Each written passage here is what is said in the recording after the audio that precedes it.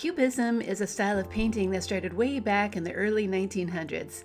Pablo Picasso helped to develop it because he thought that painting was not just about making things look realistic. If you'd like to learn how to draw a cubism face like this with both a side and front view, just follow along with me and I'll show you how easy it is to do. Hi, my name's Kathy and I've been teaching kids how to draw for over 20 years now. You know, my favorite thing to do is to show students that when you take things one step at a time, learning how to draw just might be easier than you think.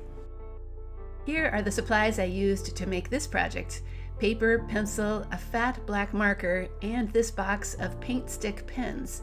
They're really easy to use and make super bright colors. And even though this drawing is really simple, I still like to add center pencil guidelines on my paper before I draw. They really help me draw large and fill the whole sheet. Step number 1. Let's start by making some marks to plan the shape of the head.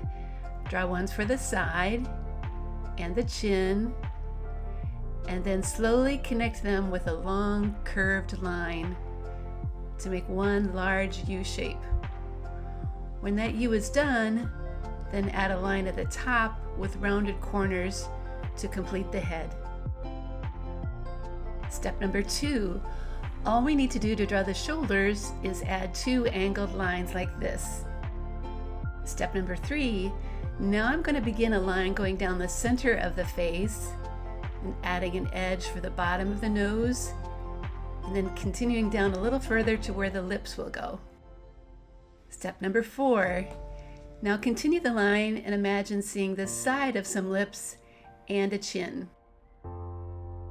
Step number 5. This side is going to be the side view of the face, and the rest of the lips are added here. Step number 6. Now we can move up and draw the side view of a large, simple eye with an eyebrow above it. Step number 7. The right side is now turned into the front view of a face with a large front view of an eye and an eyebrow. Step number 8.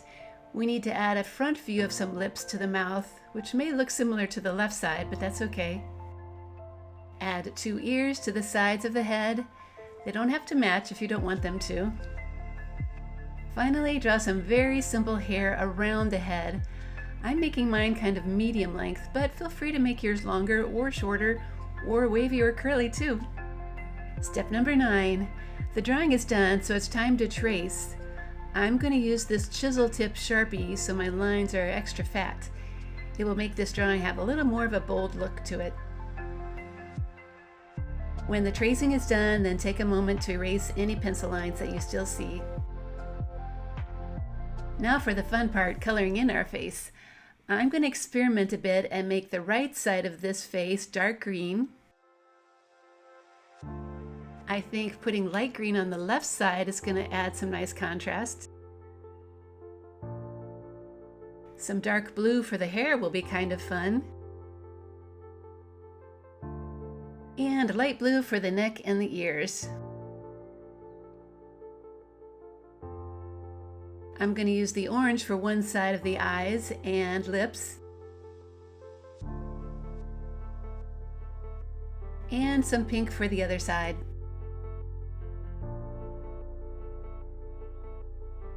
Finally, I love this bright yellow for the background. Now, isn't that a fun and easy way to make a modern portrait? I think so, and we do have Picasso to thank for that.